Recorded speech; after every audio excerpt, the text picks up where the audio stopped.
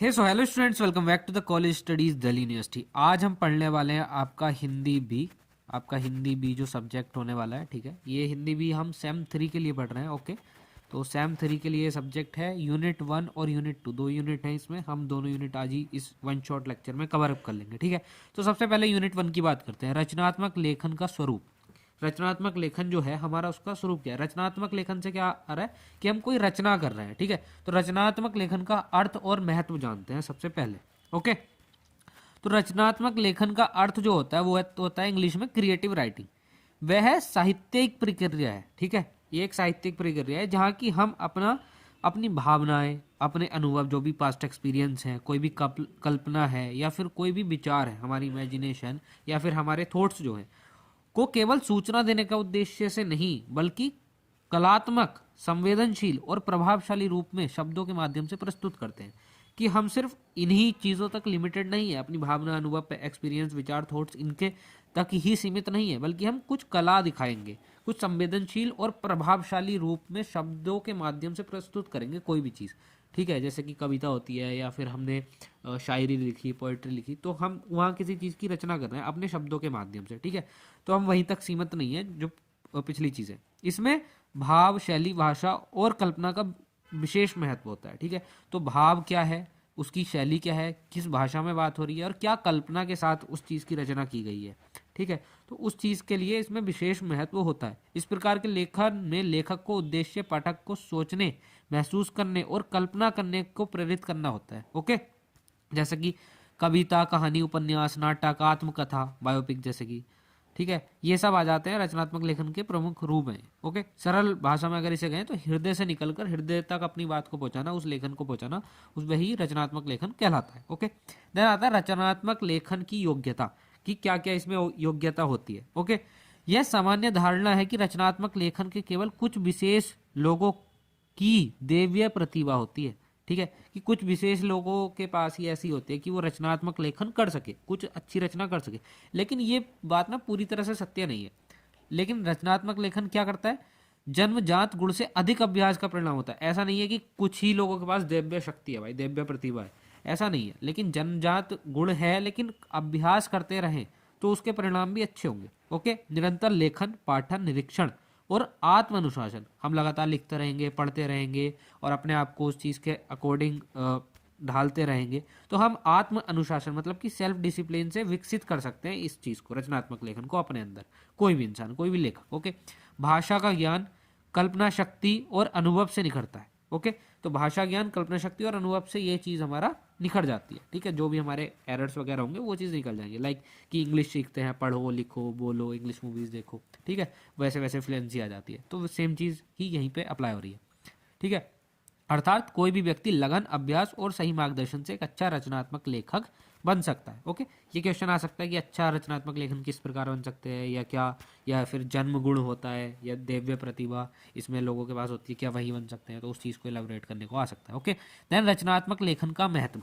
रचनात्मक लेखन का क्या महत्व है, ये केवल साहित्य तक सीमित नहीं है, इसका जो है, बल्कि यह व्यक्ति और समाज दोनों के लिए अत्यंत उपयोगी है। अब व्यक्ति के लिए, समाज के लिए किस प्रकार उपयोगी है, वो चीज़ को हम डिस्कस कर लेते हैं। ठीक है, तो व्यक्तित्व का की अभिव्यक्ति। ठीक है, रचनात्मक लेखन लेखक के विचारों, उसकी संवेदनाएं और उसका दृष्टिकोण, लाइक पीओवी, उसको उजागर करता है, उसको मतलब एक नई दृष्टिकोण देता है। ओके, देन इससे लेखक की पहचान और सोच सामने आती है।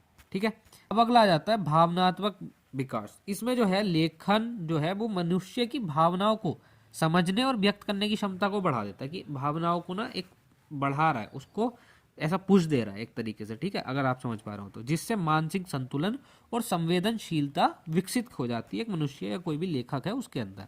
देन सामाजिक चेतना का विकास। अब सामाजिक चेतना का विकास कैसे होगा, जैसे रचनात्मक लेखन करा तो समाज की बहुत सारी समस्याएं होंगी, कुछ विसंगति होंगी और कुछ सच्चाई होंगी, तो उनको उजागर करेगा। लाइक कोई लेखक है, कोई पत्रकार है, तो वो सच्चाइयों को उजागर कर रहा है, किसी चीज़ को क्रिटिसाइज कर रहा है, तो ये सारी चीज़ें करती है और लोगों को सोचने के लिए प्रेरित करता है। अब हमारे पास अच्छी अच्छी न्यूज़ आएंगी, क्रिटिसाइज गवर्नमेंट को करेंगी, तो हमारी सोच जो है वो उस चीज़ से खुलेगी ना, हम अच्छे अच्छे अखबार पढ़ेंगे या अच्छी अच्छी लेखक की रचना, कवि की कविताएं पढ़ेंगे, तो हमारा दिमाग भी उससे खुलेगा।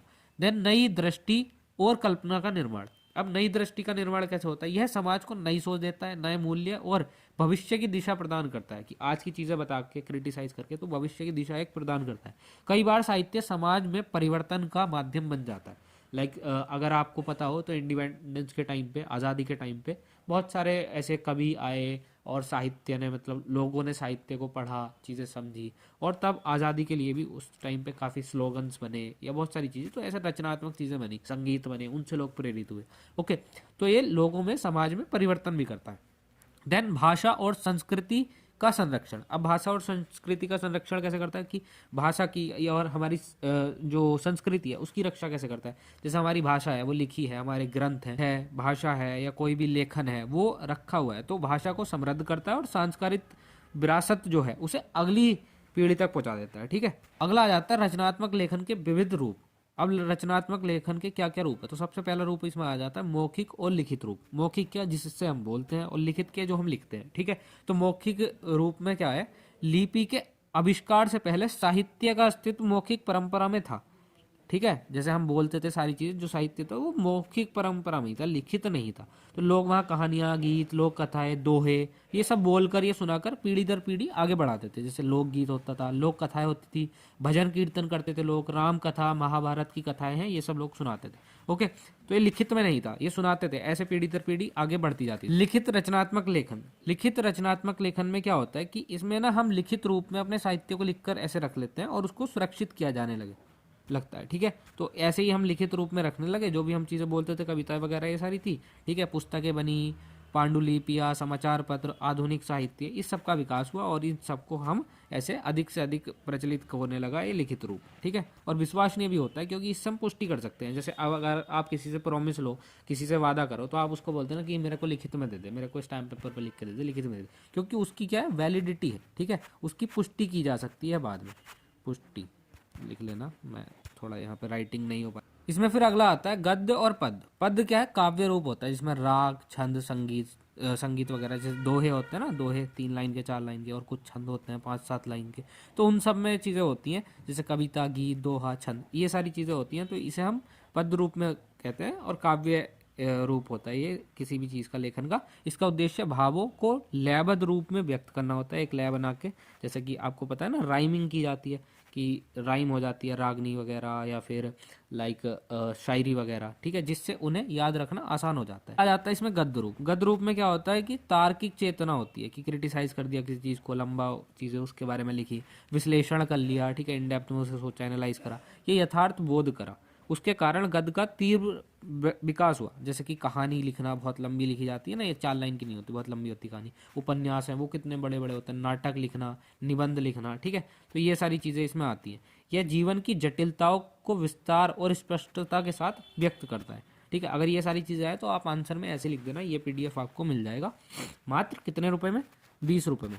ठीक है, अर्ली ऑफर है, न्यू ईयर तक ये PDF आपको मात्र 20 रुपये में मिल जाएगा। गूगल फॉर्म का लिंक डिस्क्रिप्शन बॉक्स में, वहाँ से भर देना है, टेलीग्राम चैनल पे जाके ढूंढ लेना, वहाँ से आपको मिल जाएगा। ओके, तो 20 रुपये में ये वाली PDF आपको नोट्स मिल जाएंगे।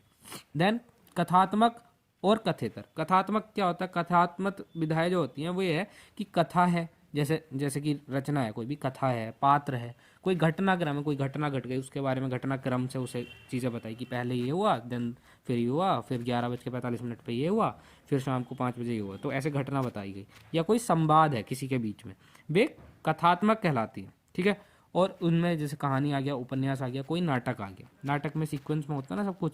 कथेतर विधाएं क्या होती है? ये जो नाटक वगैरह ऊपर है, इसका उद्देश्य मनोरंजन के साथ साथ जीवन की सच्चाई को प्रस्तुत करना है।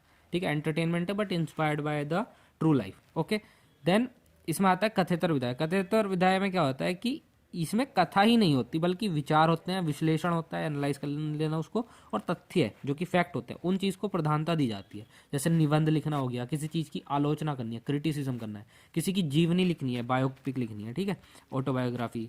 ठीक है, और आत्मकथा, ये सेल्फ की बायोग्राफी होती है। ठीक है, अगला आता है इसमें जनसंचार माध्यम और रचनात्मकता। अब अभी तक तो हमने रचना करी थी। ठीक है, तो जनसंचार का माध्यम क्या है? हम उसे लोगों तक कैसे पहुंचाए? जन के आगे संचार करना किसी भी चीज़ का, तो जनसंचार के माध्यम ना बहुत सारे हो सकते हैं। लेखन को व्यापक पाठक वर्ग तक पहुंचाने में महत्वपूर्ण भूमिका होती है। मतलब लोगों तक, जो पाठक वर्ग है, जो लोग उसका लिखा हुआ चीज़ें पढ़ेंगे, उन चीज़ों तक, पाठक वर्ग तक, जो वो ग्रुप ऑफ पीपल है, उन तक पहुंचाने में बहुत महत्वपूर्ण है। तो सबसे पहला आता है इसमें प्रिंट माध्यम। प्रिंट माध्यम में क्या है? प्रिंट माध्यम रचनात्मक लेखन का सबसे प्राचीन और विश्वसनीय रूप है। ठीक है, सबसे पुराना है और विश्वास करने योग्य है।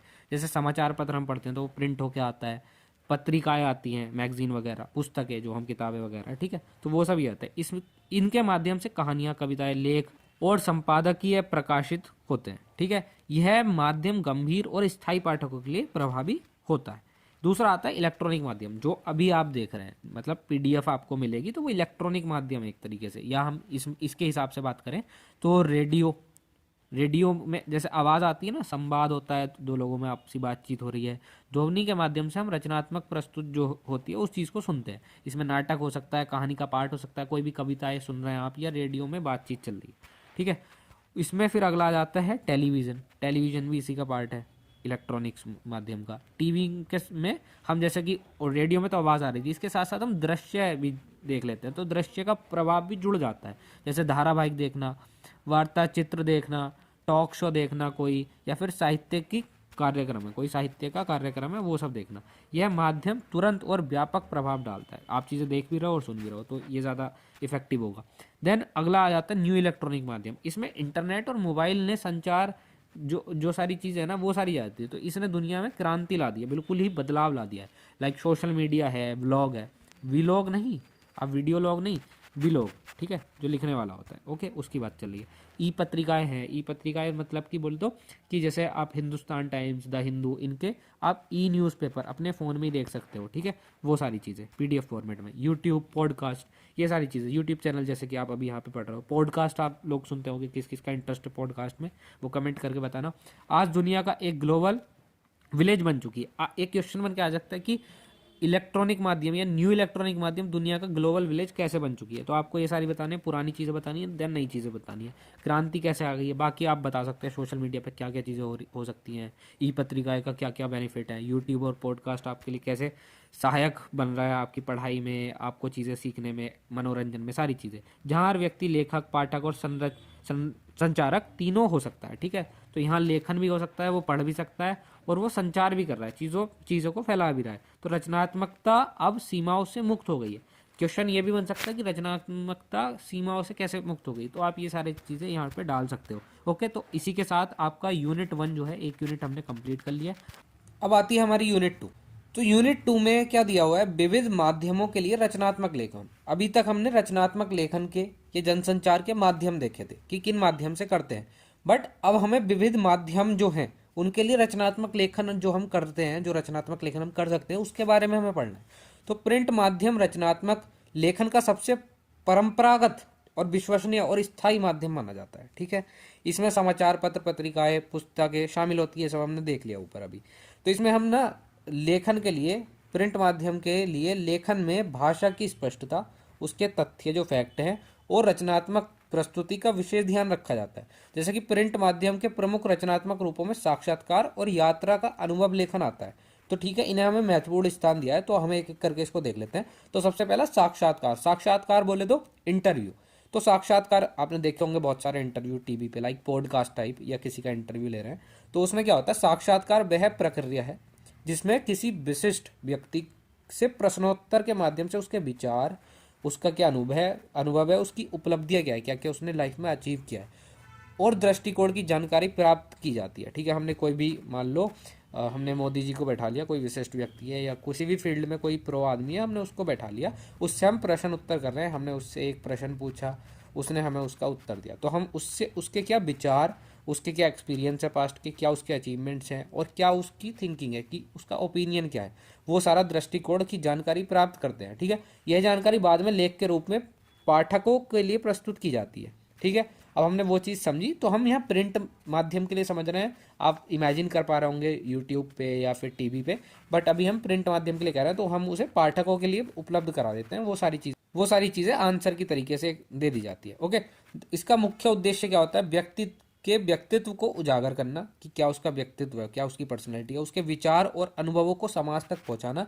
और तीसरा है पाठकों को प्रेरणा और सूचना प्रदान करना, इसका मेन उद्देश्य होता है। साक्षात्कार के तीन मुख्य तत्व होते हैं। संवाद मतलब डायलॉग क्या है, डिलीवरी क्या है, डायलॉग वगैरह क्या है। तो साक्षात्कार का आधार संवाद होता है। प्रश्न और उत्तर जितने स्वाभाविक हों, स्पष्ट हो, साफ बिल्कुल और सार्थक रहेंगे, साक्षात्कार उतना ही प्रभावी होगा।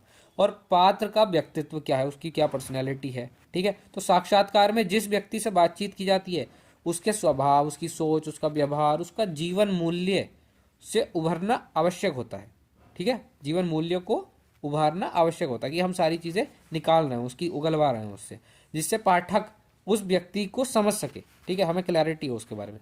देन तीसरा आता है दृष्टिकोण, व्यू पॉइंट, उसका क्या पीओवी है, पॉइंट ऑफ व्यू क्या है। तो साक्षात्कार में व्यक्ति के विचार, उसकी क्या क्या मान्यता है, किस चीज़ में वो बिलीव करता है, और समाज या जीवन के प्रति उसका क्या दृष्टिकोण है, क्या पीओवी है उसका, ठीक है। तो वो सारा सामने आ जाता है जो इसे साधारण बातचीत से अलग बनाता है। ओके। एक अच्छे साक्षात्कार में क्या है कि साक्षात्कार जो है वो सूचनात्मक होने के साथ साथ रोचक और प्रेरक भी हो, कि प्रेरित करता जाए, ठीक है, जो सुन रहा है या पढ़ रहा है उसको।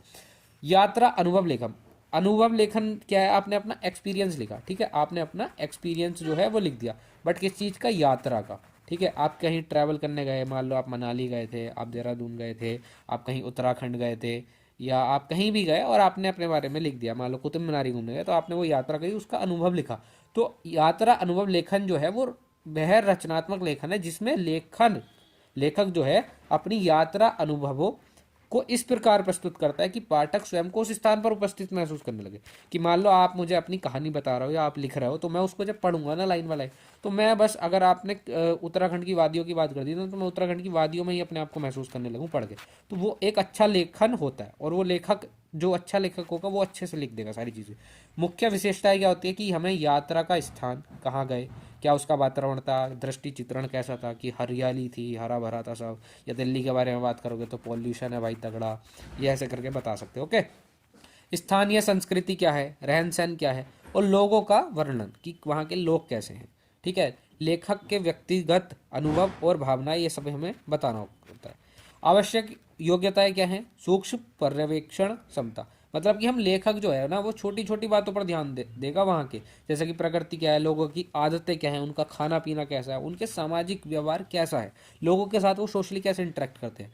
सामान्य ज्ञान तो बताना ही है, स्थान की ऐतिहासिक, भौगोलिक मतलब हिस्ट्री, ज्योग्राफी, और उसकी सांस्कृतिक ज्ञान का लेखन जो कि उसे विश्वसनीय और प्रभावशील बनाता है। ओके। तो ये इसमें आपका ये आ गया। देन इसमें अगला आ जाता है इलेक्ट्रॉनिक माध्यमों के लेखन। अभी तक हमने प्रिंट का देखा, अब हम इलेक्ट्रॉनिक की बात करेंगे तो इसमें रेडियो और टेलीविजन की बात आ जाती है। और इसमें जो है वो भाषा सरल, प्रभावशाली और सजीव होनी चाहिए। इस चीज़ों का हमें ध्यान रखना चाहिए, ठीक है। कोई भी देख रहा है या सुन रहा है तो वो उन चीज़ों के लिए। तो इलेक्ट्रॉनिक माध्यमों के प्रमुख रचनात्मक रूप में संवाद लेखन आता है, एक तो मतलब डायलॉग राइटिंग आता है, और गीत लेखन आता है, सॉन्ग राइटिंग। तो इन्हें, इन दो चीज़ों को विशेष महत्व दिया गया है। अब इन दो चीज़ों को देख लेते हैं क्या है। तो संवाद लेखन, जब हम डायलॉग राइटिंग करते हैं तो संवाद लेखन का अर्थ यही है कि संवाद लेखन एक वह प्रक्रिया है जिसमें पात्रों के बीच होने वाली बातचीत, दो लोगों के बीच में बातचीत हो रही है, उसे फिर इस प्रकार लिखा जाता है कि वह स्वाभाविक, प्रभावी और परिस्थिति के अनुकूल हो। ओके। फिर इसमें संवाद लेखन की विशेषताएं दी गई हैं। विशेषता क्या हो सकती है कि संवाद पात्र के व्यवहार और व्यक्तित्व के अनुरूप होना चाहिए। जैसे हम जो भी कोई बातचीत कर रहे हैं तो जो उस व्यक्ति का व्यवहार है और उसका जो पर्सनैलिटी है उससे थोड़ा मिक्स मैच होना चाहिए। ऐसा नहीं कि उसकी पर्सनैलिटी कुछ है, वो है बिल्कुल भगत आदमी, और आप उससे बात पूछ रहे हो समय रहने की, कंट्रोवर्सीज की, ठीक है, तो वो मैच नहीं होगा, और आप उससे सरकाजम वगैरह पूछने लगो तो वो गलत हो जाएगा। संवाद परिवेश और स्थिति के अनुसार होना चाहिए। अब संवाद जो है वहाँ का इन्वायरमेंट कैसा है और कैसी उसकी वहाँ की स्थिति है उसके अकॉर्डिंग होना चाहिए। भाषा सरल होनी चाहिए, स्पष्ट होनी चाहिए, क्लियरली बात अपनी बोलनी, और बोलचाल की होनी चाहिए, जिस भाषा में बातचीत करते हैं वो बोलचाल की हो। ओके। अगला इसमें रेडियो के लिए संवाद लेखन। अब हमने संवाद लेखन देख लिया, अब हम रेडियो के लिए क्या करेंगे। तो रेडियो एक जो है ना श्रव्य माध्यम, मतलब हम इसे सुनते ही हैं, इसमें शब्द ही चित्र बनाते हैं। तो इस संवाद में ऐसा भाव होना चाहिए, ध्वनि ऐसी होनी चाहिए जो कि संकेतों का महत्व होता है, ठीक है। तो क्या संकेत कर रहा है, तो भाव और ध्वनि ऐसी यूज होनी चाहिए, ठीक है। वातावरण का वर्णन शब्दों के माध्यम से करना पड़ता है। अब जो भी वातावरण है कि कैसा उसका माहौल था, तो हमें ऐसे शब्दों से बताएंगे कि सन्नाटा छाया हुआ था, रात का अंधेरा था, और मैं बहुत ही भयभीत था, बिजली कड़क रही थी, बरसात का मौसम था। तो आपने पूरा वातावरण बता दिया इसमें। टेलीविजन के लिए संवाद लेखन, अब टेलीविजन के लिए क्या है, उसमें दृश्य और श्रव्य, ऑडियो विजुअल दोनों है, ठीक है। तो यहाँ कम शब्दों में अधिक अर्थ देना होता है, मतलब कि आप अपने एक्सप्रेशन दोगे, बॉडी लैंग्वेज क्या है उससे व्यक्त करोगे सारी चीज़ें, तो ये करना आवश्यक होता है। अभिनय हाव भाव और दृश्य संवाद को प्रभावशाली बनाते हैं, ठीक है। अभिनय था सॉरी। इस प्रकार रेडियो में शब्दों और की शक्ति अधिक होती है, जबकि टीवी में संवाद के साथ अभिनय और विशेष महत्व होता है। ओके, अगला इसमें गीत लेखन। अब गीत लेखन हम कर रहे हैं, तो गीत लेखन में क्या चीज़ आ जाती है कि गीत लेखन रचनात्मक अभिव्यक्ति का सबसे भावनात्मक और संवेदनशील रूप है। जब आप सॉन्ग भी सुनते हो, सैड सॉन्ग सुनते हो, तो अपने आप को इमोशन फील करने लगते हो, वो भावनाएं आने लगती। तो गीत को हृदय का सीधा उदागर माना गया है, जो संगीत के माध्यम से श्रोता तक पहुंचता है। गीत लेखन की प्रमुख विशेषताएं क्या है कि गयता, गीत में लय और ताल का होना अनिवार्य है, नहीं तो वो गीत ही नहीं लगेगा, ठीक है। वैराग्य लगेगा, मतलब बिल्कुल राग नहीं होगा, उसके सुर ताल सब खराब है।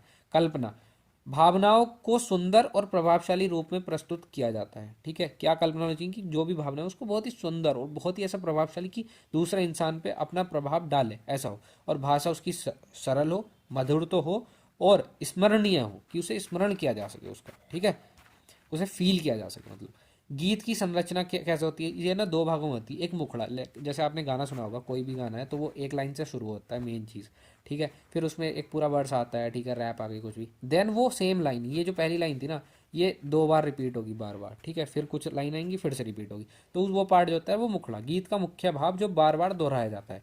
अंतरा क्या होता है, मुखड़े का भाव को विस्तार और व्याख्या करता है, ठीक है, उसका और विस्तार से और डिटेल में देगा जो लाइन है। ओके, गीत लेखन में शब्दों के साथ संगीत की भावना जुड़ी होती है, जो संगीत जो म्यूजिक होता है उसमें, ठीक है, जिससे वह सीधे श्रोता के मन को स्पर्श करता है।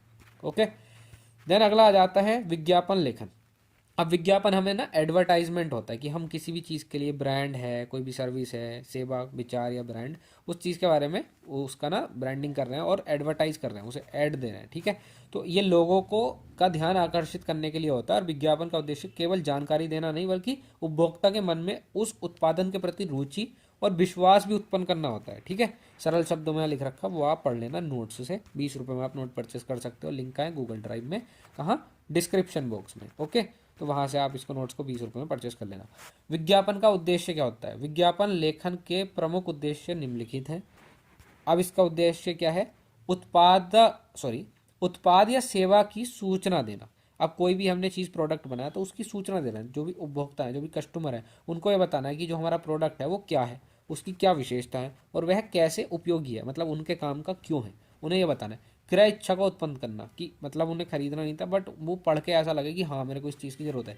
विज्ञापन उपभोक्ता के मन में खरीदने की इच्छा जगाता है और उसे निर्णय लेने के लिए प्रेरित करता है। ओके, और खरीदने से याद आया, मैंने कुछ बहुत सारे प्रोडक्ट यहाँ पे नीचे लिस्ट कर दिए, या फिर आप डिस्क्रिप्शन बॉक्स में चेक कर सकते हो।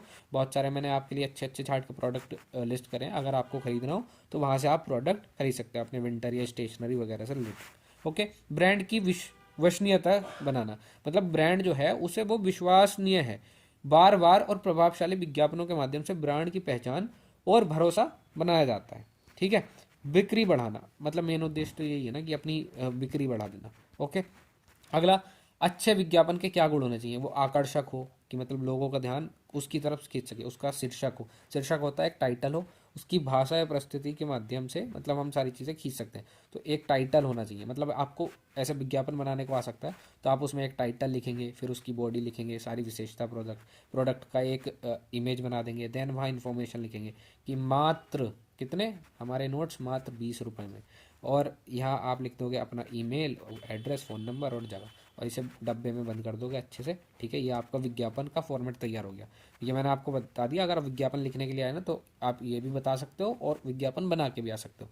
तो ये आकर्षक होना चाहिए, सरल और स्पष्ट भाषा होनी चाहिए कि आसान शब्दों में उसे समझा सकें, ठीक है, समझने योग्य हो, और ताकि संदेश तुरंत समझ में आ जाए लोगों को। विश्वसनीय होना चाहिए कि जो भी हमने दावे वहाँ किए हैं वो सत्य हो, और भरोसेमंद, हमें ना वो जो प्रोडक्ट है उसे बहुत ही भरोसेमंद दिखाना होगा, जिससे उपभोक्ता है का जो है विश्वास बना रहे। प्रेरक, प्रेरक कैसे होगा, अच्छा विज्ञापन उपभोक्ता को किसी न किसी क्रिया के लिए प्रेरित करता है, कि जैसे या तो वो खरीदे, या हमें संपर्क करे, या आजमाए, ठीक है, आप ट्राई कर सकते हो एक चीज़ ऐसे करके। तो ये सारा कुछ आपका यूनिट 2 यूनिट 1 सब कंप्लीट हो गया है। तो हिंदी भी हमने कंप्लीट कर लिया, जनसंचार और रचनात्मक लेखन आपका ये कंप्लीट हो गया है। आप चैनल पे नए हो तो चैनल को क्या करेंगे, सब्सक्राइब कर दो, ओके, और वीडियो को लाइक कर दो और अपने दोस्तों के साथ शेयर कर दो ग्रुप में, कॉलेज ग्रुप में, ठीक है। तो थैंक्स फॉर वॉचिंग।